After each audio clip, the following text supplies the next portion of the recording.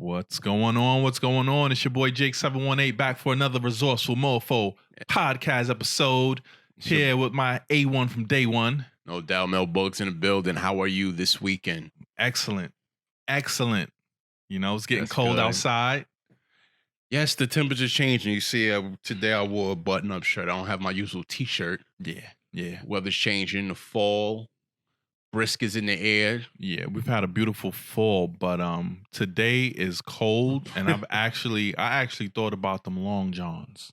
I'm not gonna lie. We've been doing that already. We better safe than sorry. The reason I didn't do it is because long johns and big dudes have a long history of being uncomfortable. You feel me? I think I might know what you're talking about. Yeah, man. So what's new? What's going on? I'm cool, man. I just been taking it easy, spending some time with the family, you know, spending some time with my children, getting that good time in. And, you know, signs of age with me, I take it when I'm getting disconnected from the pop culture that now my teenage sons are a part of. It's like I always thought I was hip and cool. And then my children come to me with some information, some retail requests, of course. And it's like, what is that? What are you talking about? Why is that? And something most recently, my son came to me talking about he needs a Supreme headband, you know, a sport headband to, you know, he plays basketball. The infamous Supreme logo. Really good. And Supreme New York is like this really popular brand, you know, with the red square logo, rectangle logo, and just says Supreme in white. And for some strange reason, that product is just like hundreds and hundreds of dollars. It's just ridiculous. So you know how much they want for a headband? I personally don't get it. They want $140 for a headband. How is that possible? I don't know why, but my son has been nagging me for this Supreme headband. So you know me, I'm resourceful mofo. So you know what I looked up. Fugazi Supreme headbands. I looked at Supreme knockoffs, fake Supreme, and come to find out fake Supreme is the #1 searched fake brand on the internet. So I'm not alone in this battle to satisfy my child. You got him a Woody Hutton Supreme headband. Yeah. I'm not mad at you. I haven't made the purchase, but I did the research, right? And there's a ton of different retailers on Amazon selling them for, you know, $30 to $40. And that's still a lot of money for just a sweatband, but at least you get like 2 or 3, like color variety. But with Supreme official product, it's like $150 just for the headband. Yeah. So I was looking into different fake brands, and I came across a few articles, and not only is Supreme the #1 search, but there's a few others, you know, and it's a list. I got like a top 10. I'll give you the top 5 of fake brand search for on the internet. Let's do that. Right. Let me go to my handy dandy list. And I'll let you know if it's crossed my mind down on Canal Street. All right, drum roll. Top 5 brands, top 5 fake brands searched on the internet. #1 is Supreme, our favorite red logo branded. I saw a shovel for over $100, like a pooper scooper. That's what I don't get. They will put Supreme on anything, and if you have an idea of what should be Supreme, just cop a Supreme sticker and put it on whatever you want to make Supreme. Put it on your refrigerator. Now you have a Supreme refrigerator. We lit. #2, Ray-Ban. Ooh. Ray-Ban, I was surprised because I thought they products were a little on the affordable side. But I was actually looking for a replacement of my Ray-Bans maybe 2 weekends ago. I'm not gonna lie, I've had fake Ray-Bans for some time. Yeah, they're not that cheap. They are not that cheap. I mean, you're talking an extra $75 to $100. Now you're talking about Louis. Well, maybe not Louis glasses. Listen, I go to the corner store. It's $5. They got the little white silver dash around the circle. Right. The dudes at the mall, the little kiosk. UV ray sticker says it's protecting me. I'm okay with that. Okay. I'm not mad at it. I'm not mad at you. Vans is a #3 most fake products searched on the internet. Vans. Wow. Now, Vans were always like the cheap skateboard shoes, right? That's why I'm surprised. So my son was nagging me for some black Vans at one time, and I didn't think those were cool because he's like a LeBron, Kyrie basketball shoe kind of guy. You know, my other son is like a KD, you know, more comfortable stuff. Doesn't have to be top market brands, but I was shocked. Vans. I was like, son, what do you want Vans? And I thought about it. Damn, Daniel, killing them with the white Vans. That trending video of a kid coming to school every day with a different color pair of Vans, I think that's what really took the market with the next generation, like my teenage sons. So social media does it again. Yeah. That's crazy. Now Vans are a couple dollars. That's ridiculous because this whole concept of, first of all, I want to know how many of you out there are fronting, and have we been fronting for a very long time? Because when I was growing up, if you had Fugazi anything, if you had fake anything, you're getting cut up. You know, with the jokes, that is. I'm not going to lie. When I was a teenager, growing up in New York City, I knew where to go get the bootleg things from. I knew to go down to Chinatown and buy some knockoff Guess jeans. And the deeper you go in the building, the realer the product looks. Yeah, so this is nothing new to me. Now everything's on the internet. So instead of the kids riding the local train down to Chinatown, you know, they log in through their browser and they're shopping. And it's not kids, it's us, the parents. We're the suspects. I'm the suspect. I'm Fugazi. My son got all that fake Louis Vuitton belts. I'm not buying my son a real Louis belt. Come through with the fresh Air Gordons. Nah. What? The footwear quality is important. Glasses, you know what I'm saying? Quality saying? is important. So sometimes I do spend on the footwear because I don't want them to fall apart. But my sons are conscious. They know I'm the type of dad, you know, don't ask me for nothing when we walk in the store. They know me. You know, with mom and the grandparents, they can do all that. Gimme, can I have this? Can I have that? With me, it's programmed already. As soon as we walk into any retail shop, you hear that door entrance, ding dong. It's like everybody's lips just get. Says Mr. 8-Ball Jacket himself. I remember those 8-Ball Jackets weren't Fugazi, but you become a parent. You know what I'm saying? You figure things out. You figure things out. So parents, we're online. We're the major retailers looking into fake things. Number 4 on the fake things. What's that? Oakley, another shades kind of accessory company. Oakley, you know, is I'm assuming there's some kind of a culture divide there because I don't get that one. Well, like I'm not looking just for thinking fake in general Oakleys. as far as like accessories and like small retail items. Like people love to go on vacation. True. People want to look good on their social media pictures, so they want to have the nice Oakleys, nice Ray-Bans, comfortable Vans, swimming trunks, t-shirts. These are kind of small items. These aren't like large luxury brands. Makes me believe that these searches for those fake items, like fake Oakleys, those aren't high school kids looking for that. Yeah. I think we got some 40-year-olds. That's us. Yeah. Again, okay. We're guilty. That's us. That's the parents. The uncles. That's us. We're wearing them. You know? It is what it is. Folks are not, I guess, so handcuffed to the authenticity of certain brands. It's like everything's being made, you know, in small factories overseas. Is that the thinking that we have nowadays? I don't know. The question is, how much of a resourceful mofo are you really? Yeah. Are you at that level where you're looking for fake Oakleys on the internet? It happened. Yeah, I'm not mad at you. I am not mad. All right, number 5, I'm gonna close off. This is actually a luxury brand. Patek Philippe. What the hell is that? Patek, that's the watch brand, the luxury watch brand. I'm not a watch guy, so that's completely over my head. Yeah, I know those are really expensive watches, and I guess, you know, the game hasn't changed. Folks trying to get those knockoff watches, but yeah, I'm not alone. I didn't feel embarrassed. I never feel embarrassed. But as far as talking to my child, like, listen, this is the game. This is what it is. You feel me? We're about to get these fake Supremes. Sorry, son. I had to let the world know. If he's wearing that Supreme headband right now and watches this, that Supreme headband is flying across the room. Still love you, kid. Yeah, we love you. We love you. Don't nobody knows. What Nobody you will got know. for me today? What's going on? Talk to me. Listen, man, I'm a little hurt because one I would say an icon, a comedy icon just passed away at the age of 77. John Witherspoon is no longer with us. Yeah, I saw the news recently. Mr. Bang Bang Bang himself. I mean, Funny guy. I Hilarious. dude, what is your favorite John Witherspoon movie? Well, I can't, to be honest, I didn't know of John Witherspoon until I saw the films Friday and Boomerang. I would say for the most part, so I would say Boomerang for me as well, which is my favorite movie.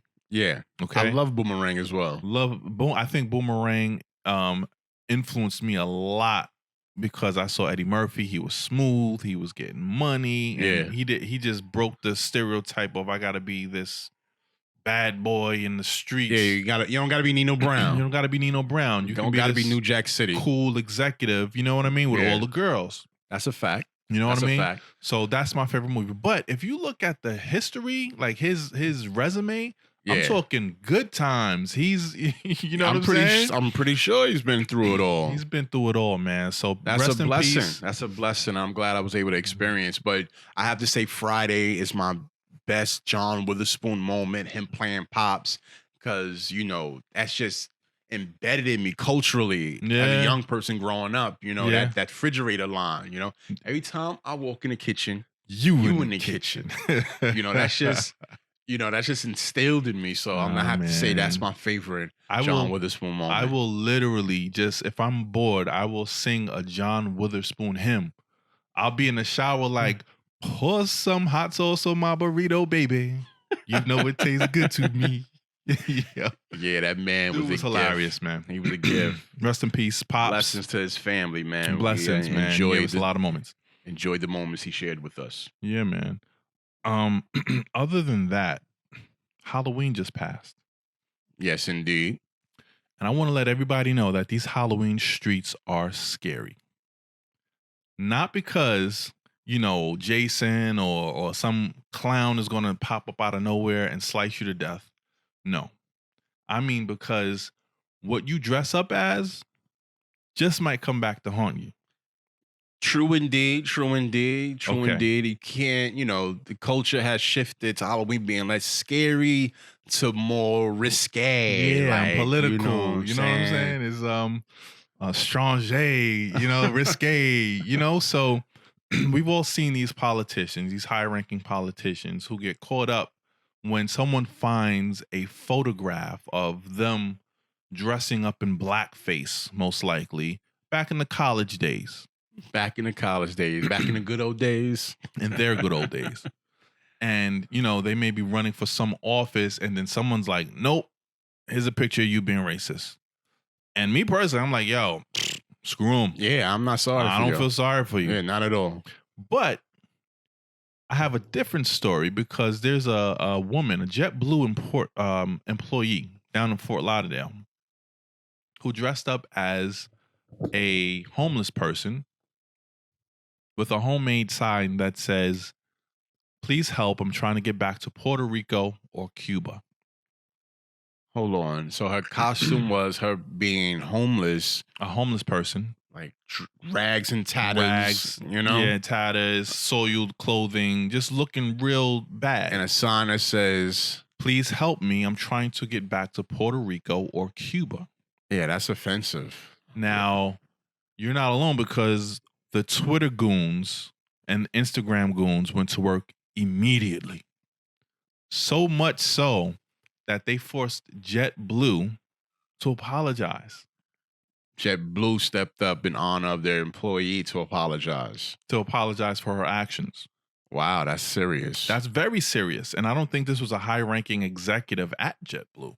Now, what makes this story stand out to me is the fact that this wasn't a high-ranking politician. This wasn't a celebrity. This is Average Jane. This is Average Jane who made a stupid decision on a Halloween costume. She was trying to make a little political statement, right? I don't know what she was trying to take, but those social media goons got at her and this will be a forever stain on her social media resume because you all have one. It goes nowhere. Didn't Dave Chappelle open up his recent comedy show saying the worst people in the world are us, the fans? Something People like who are that. judging, who want to go 10 years into your past and Yeah. bring it to the present. Yeah, that's today's world. So for Wow. all of you dudes and gals out there who were on what was it, Black Planet, or what was the other one? Mi Gente, Mi Asian Gente, Avenue. MySpace. Yeah. You may have forgotten about those posts, but they're still out there. I saw someone posted Kevin Durant like screenshot of his MySpace page, and it was just hilarious. So I don't Ooh. know if it was real or not. I don't know. But we know KD's not afraid of being on social media. So I could have seen him on MySpace, and he was looking for some ladies. You know what I'm saying? He was looking for some ladies. He was in high school, headed to college. So I scored 30 last night. What's good? Speaking of Halloween, right, and costumes and scariness, there was a lot of, promotion for your favorite scary films. And as I'm looking at these promotion for these scary films, I'm thinking to myself, like, I really didn't do horror films for many years. It just wasn't my thing. I'll do action, I'll do suspense, sports, and things like that. But horror films wasn't my thing. I think I was exposed to horror films just a little too young. So it kind of jammed me up. Like, I'm fucked up. Yeah. You know what I mean? Some movies fucked me up and I just can't watch them again. Yeah. So I'm going to share like 3 movies that messed me up as a kid that I cannot watch today. Or I'm not going to say I cannot watch today, but I'm just going to say I haven't watched. I haven't taken a liberty as much as Tom we be like, leave the nightlight on in the face. Now, one of the movies that I saw as a child that I just cannot watch again is Alien with Sigourney Weaver. Sigourney. It really fucked you up. Sigourney Weaver. Yeah, Sigourney Weaver. Yeah. Yo, I have not watched Alien. That was that back then. It came out in the early 80s. I was a child, and I remember going to a small theater with my family to see this film, and I just kept having to use the bathroom. I was maybe 4 or 5 years old. I just kept having to use the bathroom. I remember my mother was upset because she had to take me to the bathroom. And she was missing the film. So maybe it's some deep psychological association with that. If you watch that film too young, the level of suspense, in that film, and you're in outer space on an aircraft, a spaceship with this big alien chasing you and the lights flick. Nah, that's scary. That's scary. I have not watched that movie again. Okay. I haven't tried. When that alien opens its head over her. Yeah. And, it's... now that I think about it, Freddy Krueger was that dude that I just did not want any parts of. Yeah. Son. Yeah. He gets you in your Freddy sleep. Was bad. I can't even... Freddy was a bad man. Yo, you trying to tell me if I go to sleep, he gonna kill me in my dreams?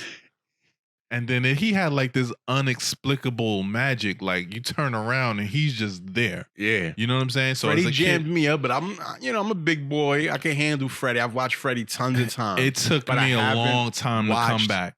Nightmare on Elm Street Part 2. Part 2 was real. Part 2 was very real.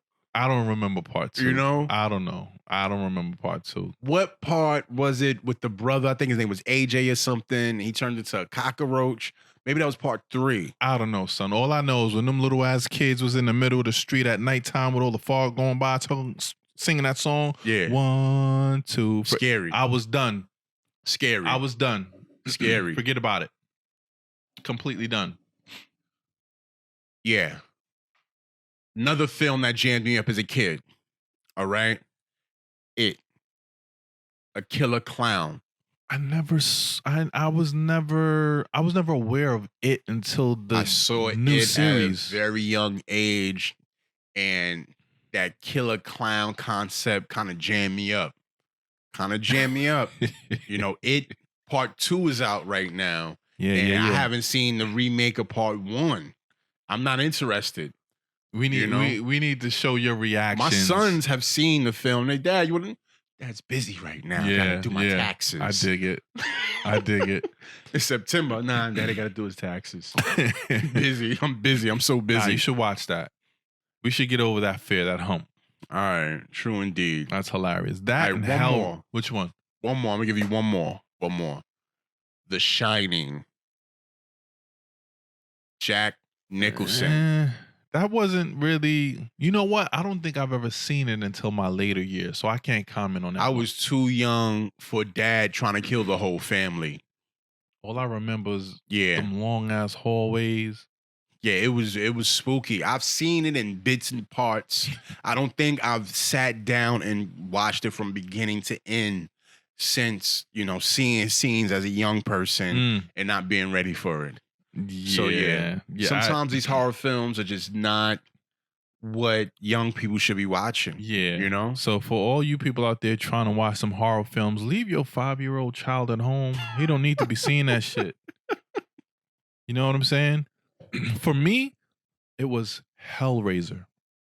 Yeah, I wasn't a fan of that. Neither was I. Yeah, Listen, the guy with the needles in the here's how face. it went down.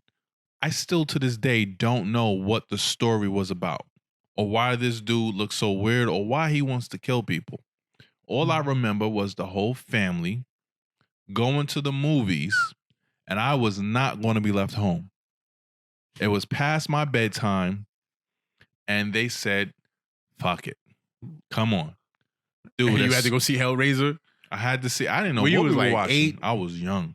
7? You were All young. I knew was when it got real, I went to sleep, son. They was so mad they wasted that little $12 on my ass for them tickets. Yeah. I went to sleep. I wasn't gonna watch that. Put that in my Yeah, subconscious. man. Scary movies, but I hope everybody enjoyed their Halloween. Happy you know? Halloween.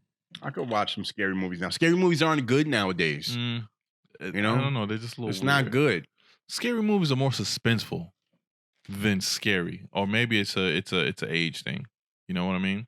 I don't know. The suspense in that Annabelle movie was pretty good, and I think the one before the Annabelle was like the Amityville. I'm not watching that.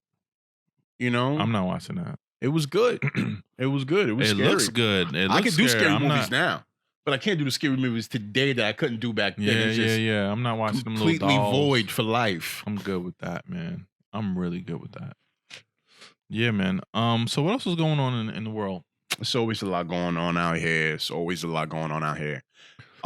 So reading a paper the other day, and I noticed they was talking about this new marketplace called Fair, right? So Fair is like a new marketplace. They take makers, creative people who create products, and they connect them with retailers, small retailers who can sell those products. So they pretty much have a marketplace that targets creative entrepreneurs who, let's say they have, let's look at the numbers. So they got about 20,000 makers. They connect with more than 50,000 retailers that connects to over 150 million customers. So if you're someone who's buying things wholesale, you know, this is a market for you. And their competitors are like Amazon.com and Etsy, where you kind of go and can get creative stuff. And So this is where the dudes that set up shop on the street and sell you all types of stuff. That's where they get their stuff from. So yeah. The guy during the holiday season, you see a lady selling necklaces or earrings. I went to the store, the marketplace, fair.com, and they had some wonderful book bags and accessories for men. You know, even had clothing items. No, they didn't have no Supreme. These are authentic creators. These are mostly entrepreneurs. It's no big brands. This is for independent makers. All right. So it's like an Etsy. Okay. You know, because Etsy is the competitor and okay. Amazon is the I competitor. see. And I found this story interesting because, you know, we're dealing with big box retailers today. Today's market and retailers all big box and large infrastructure like an Amazon, like an Etsy, someone who's been around. These guys started in 2017. It was a group of 3. They started, and it's all about the technology in the background. And I know we talk about being resourceful. We talk about knowing the industry knowing how to use technology to innovate, because we're in so many different saturated markets that you got to be different. So how do you be different? You have to innovate. And I think it's really good to see a company going against a giant like Amazon, Right. you know, Right. and being able to connect with small people, because I know a lot of creators, you know, people who make jewelry, people who make, you know, handy goods Yeah. that are looking for opportunities. Yeah. They need an outlet for their products.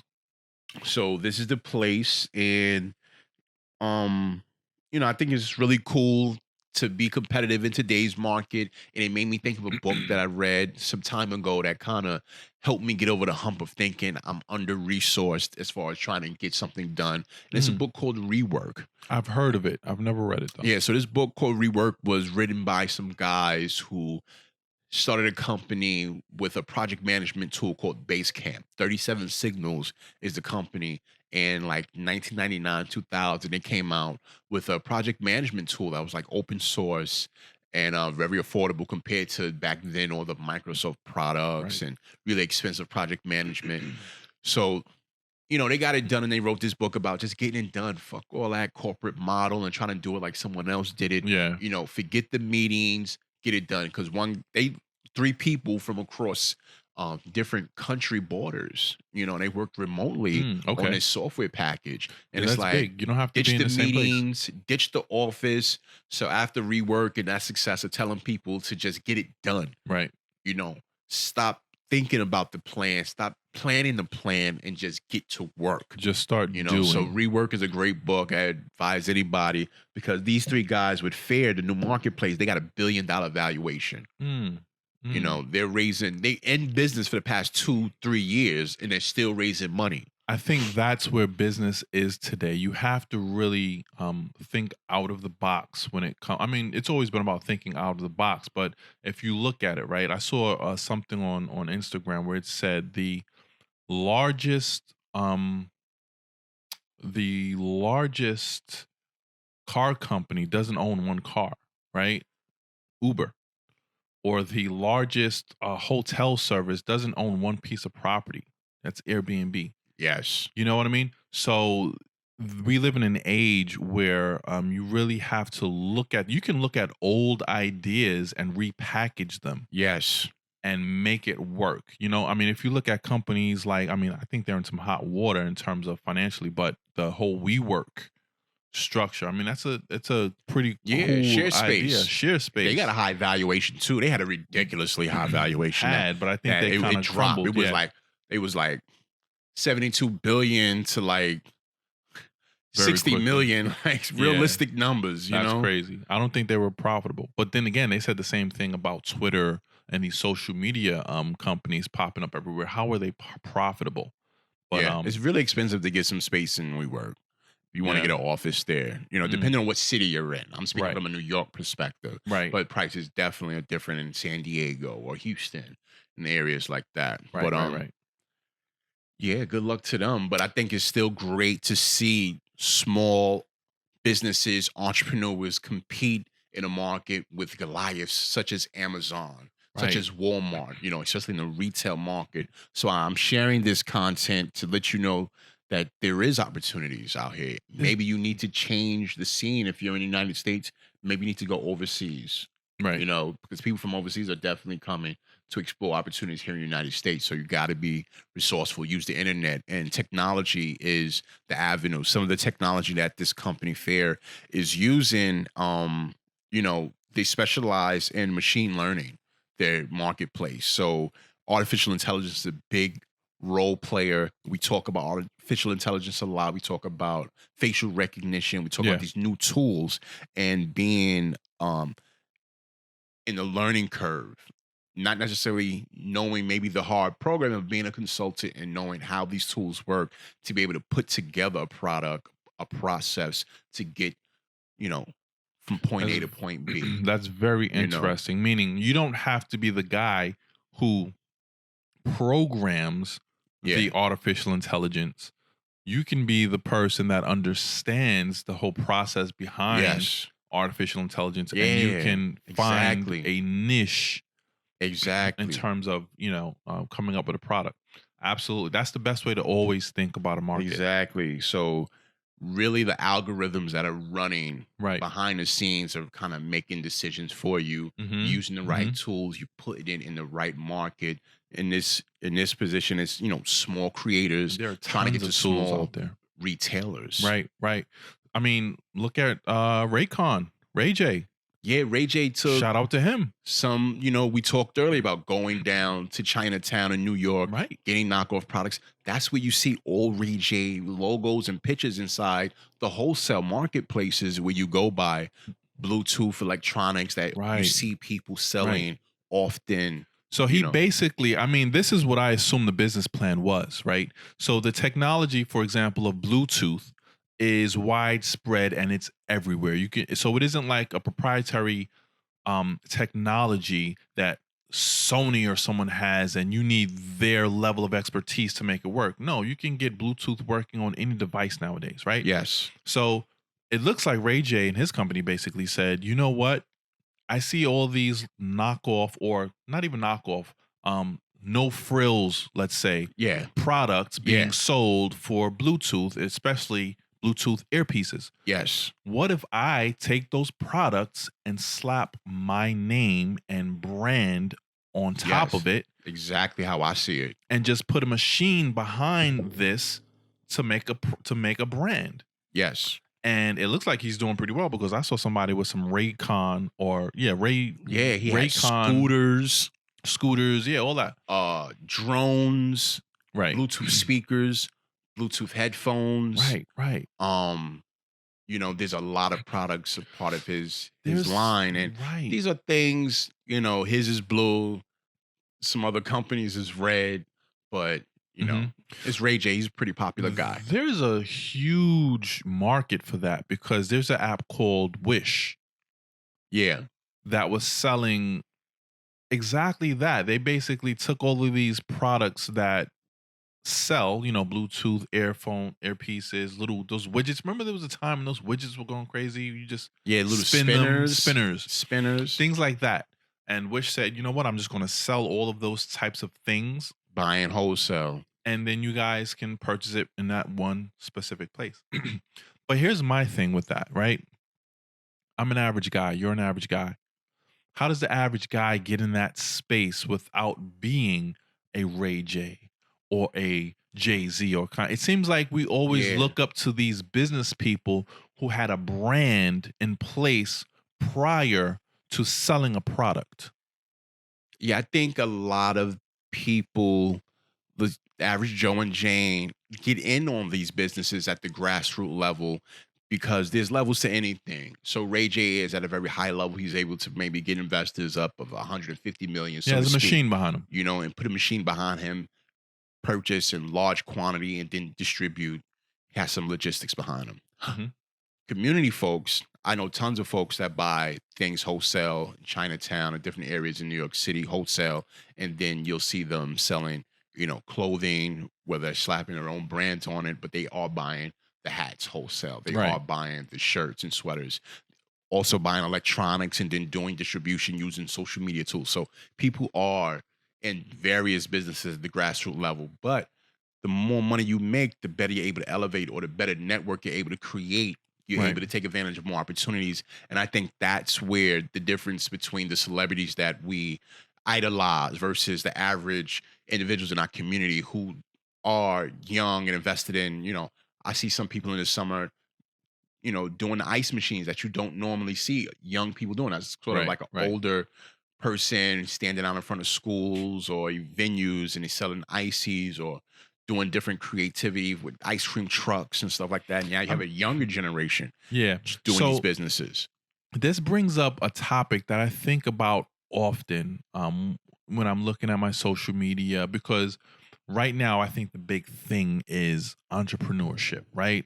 Always. Boss, I'm a boss, I'm a boss, I'm a boss. Yeah, Everybody's a boss. Gotta get it. But the people that they shove in your face are always these celebrities who make boss moves, right? So you're a basketball player, football player, a rapper, a singer, and that career may have died down, but you still have a brand in place. Yes. And then you utilize that brand to jump into another field of business. And I'm kind of tired of, I mean, I'm happy for that. That's great. You know, I'm glad Dr. Dre can get $1 billion from Apple for some headphones. But I'm tired of celebrities being pushed in our face, right? Because if we look at that plan, we We are have to those who say, look like us.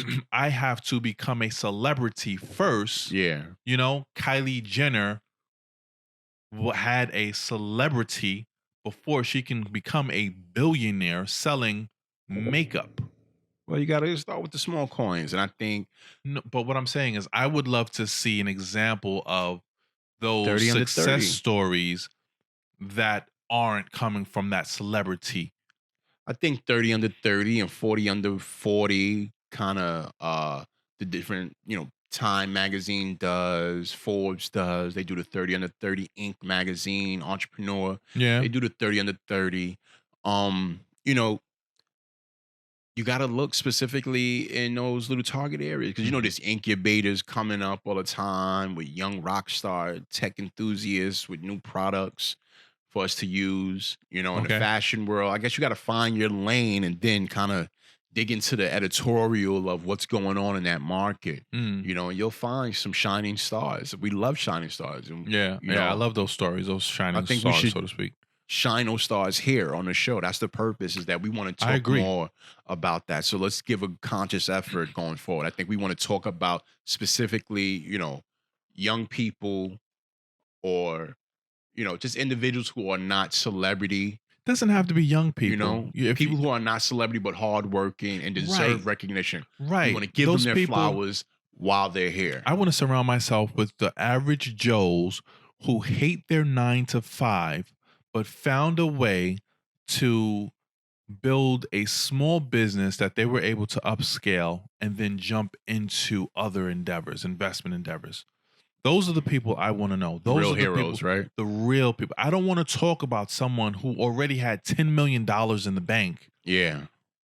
and we praise them for turning $10 million to $100 million.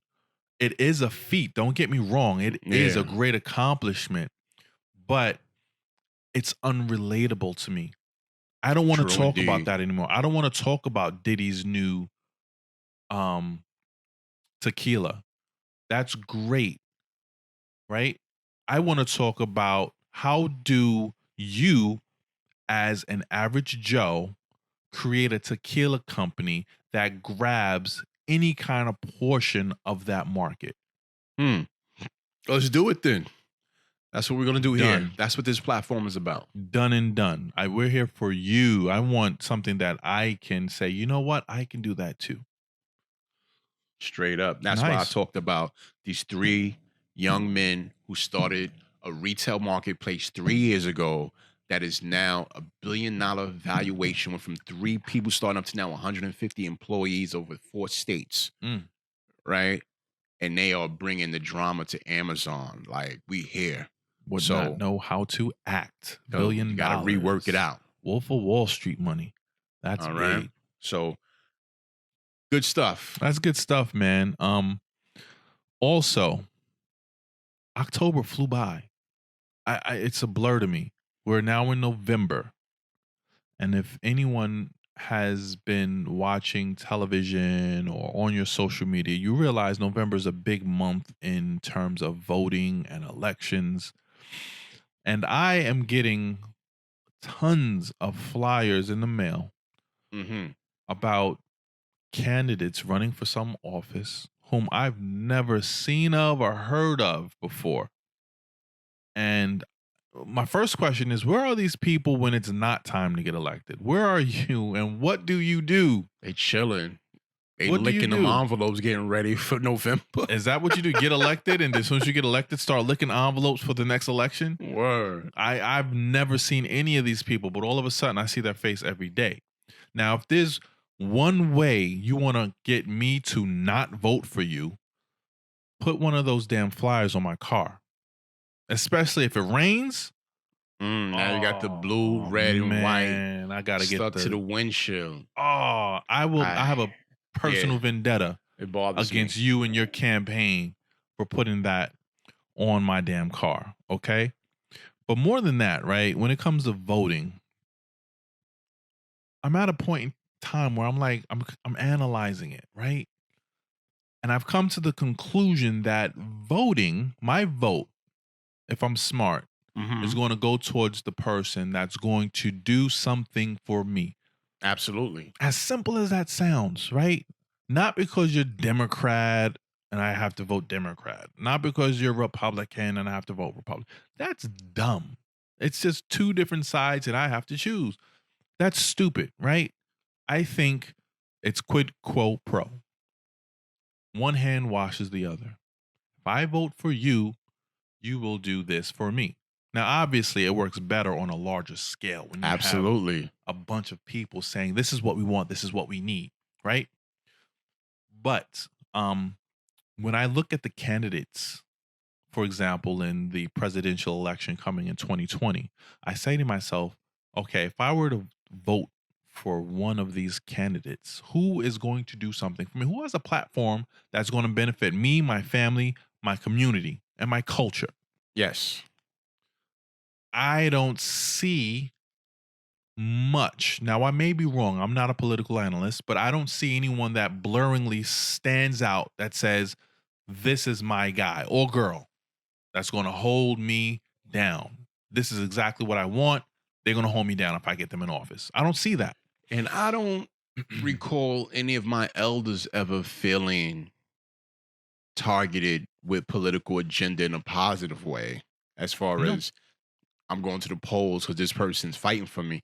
It was more of I got to go to the polls because I'm obligated to, because my ancestors fought for this, so I'm obligated, and I got to choose somebody. Like, Which I just disagree with. I don't think hmm people fought and died just so you can vote. They fought and died so you have enough power to move elections in a certain way because there's an agenda that we want to fill, yeah, right? So I don't know who came up with that narrative. We need to vote just because we need to vote.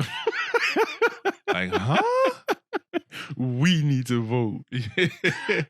Even walking up to the school to vote, singing hymns. No, who is going to hold me and my community down? You know what I mean? So, So I dig it. Even local officials, which is very, it's very known that you vote for the local during the presidential election. They are the college, what is it called? The electoral college. electoral college, Yeah, so you got to vote local to get your person to represent you. which But I think, from what I know about the even on the electoral local college, side, I be feeling like you said, like what are you really doing for me, fam? exactly. Like, okay, we got some So, general policy in place. This is not the worst place in the world. Let's not get it twisted. mhm, You feel me? But at the same time, it's a lot of bull job. bull job. A lot of bull job. You You feel watched me? Dolomite this weekend, you job ass turkey. But my question is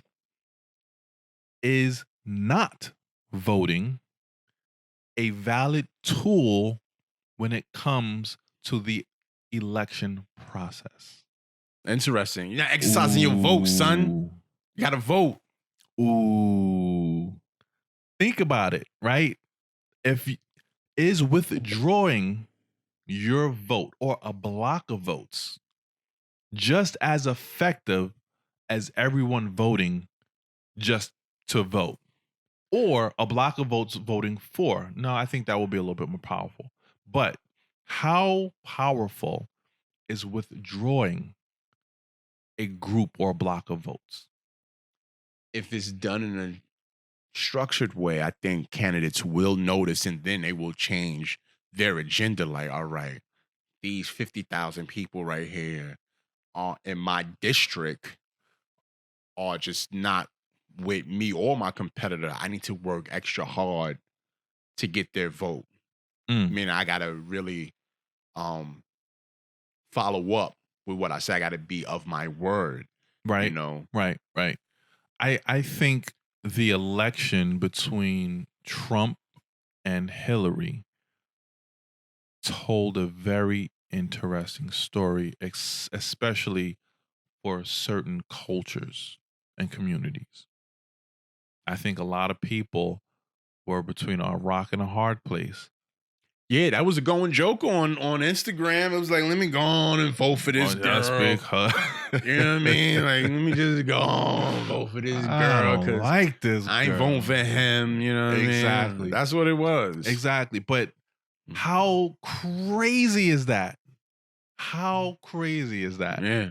You went and voted just because, and you probably didn't know one item on her platform or his platform, but just because.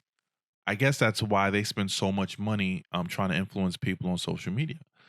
You don't know who to vote for. Let me give you a narrative to vote for. Yeah. Yeah. Yeah. I don't know. Has to be done in large quantity with voice. Yeah. Yeah. This should be. I always thought there should be. Maybe there is, but there should be a service or online tool that, based on your specific zip code, you could tell. Well, first of all, just like a quick school of, okay, this is how the process goes in your area. I think those tools do exist. I'm probably I was just not connected. recently on a few websites not too long ago, and I was able to get some helpful information about political spending in different districts around the New York 5 boroughs and seeing where campaign spending goes. And you're able to see why, I understood why I never saw any of these candidates because they're not coming to Exactly. spend no money in my neighborhood. None. So, Exactly. there are So tools out here if you go to the, state official website. Right. I'm Right. pretty sure. And then a lot of advocacy out here about, access to information. So, do a little searching, I have to do a little bit more searching. I will definitely do some more searching. I promise I will not look like Kanye with the with the red hat hugging on Trump. No, sir. But speaking of tools, we had a theory earlier. We were thinking of ways to determine who you should really be champion behind in this political process if there was like a survey process, right? I think people would be extremely surprised who. Well, first of all, I don't know, because some of these tools can be biased, right? I don't know who created these quizzes. They may try to set it up where, oh, you align to Trump. Go on out there and vote. You know what I'm saying? But I think if there was a really honest tool that asks you a couple of questions, and depending on how you answer those questions will determine who you're more closely aligned to, we might be surprised because they're asking questions about gun control. Do you think everyone should have a gun? They're asking questions about immigration. They're asking questions about military spending. You know what I mean? They ask questions about healthcare. Yeah. And you'd be surprised. You'd be like, huh, that don't make no sense. Why would I do that? Hell no. And then a Republican comes knocking on your door like, hey, how are you? Data. They got that data on you. Yeah, a lot of data. Stay on woke. you, man. Stay woke. Stay woke. I mentioned Kanye a little while ago. I had to bring this up, man. Y'all leave Kanye alone. Leave Kanye alone, man. Kanye's in the media right now. He just got his Jesus is King. Is that the name of his new album? Yeah. Album is kind of fire. I It's don't aight. know. I was cooking the other day. I played it, and nothing jumped out at me. I mean, it's cool for a little vibes. I liked it. I liked it. Okay. But the reason I bring Kanye up, I know I turned 90 degrees turn real quick, but apparently Kanye was performing at Baton Rouge. Okay. He does his Sunday service. That's He Sunday was service. getting busy with his Sunday service. Getting busy. You know what I'm saying? They be Yeah. singing and jamming and all of that.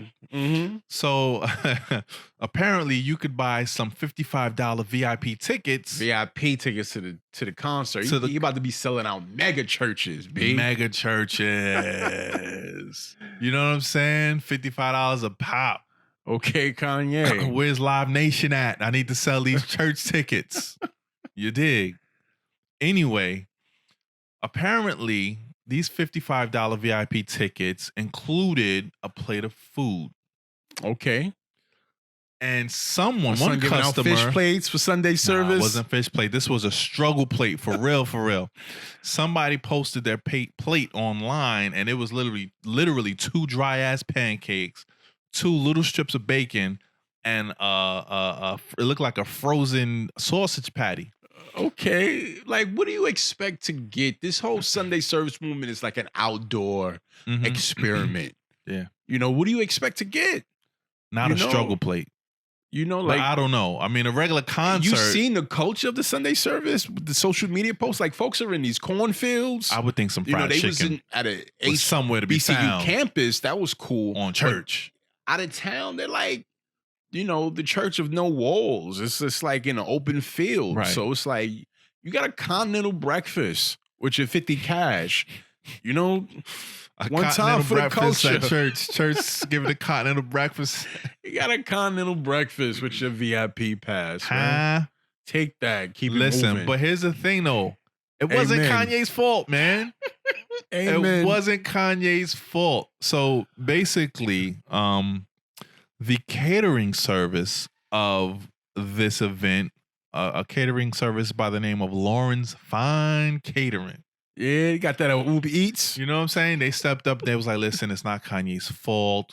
One customer was underserved. We apologize. One customer. You didn't get no home fries? He ain't getting nothing. Damn. I mean, it was those dry pancakes. So what did he miss out on? What did they? I don't know. That they didn't make that clear. Yeah. They got to save face somehow. But it wasn't Kanye's fault. He had nothing to do with it. As a matter of fact, he didn't order the catering service. no. As a matter of fact, Kanye didn't even get paid to do this service. Oh. He only asked for payment for traveling, his traveling costs with that Lord. You know what I'm saying? Okay. Y'all You walking leave, with the Lord. leave Kanye Huh? alone. He walking with the Lord. He's Yeah, trying man. to, you know what I'm saying? Spreading that word. He's spreading the wizard. For free 99. Huh? Yeah. Leave Kanye alone. Hashtag leave Kanye alone, man. Hilarious. But listen, man, I got to get up out of here. Yes, sir. You know, it was good chopping it up with you today. Always. Check us out at Resourceful Mofo on Instagram and on YouTube. Yes. And we look forward to Subscribe. talking to you next Hit week. that subscribe bell on YouTube and hit that follow on Instagram. We have tons more information that we put up there, and we want the community to really come through. Tell us what you like, what you don't like, and let's chop it up. Peace. On down.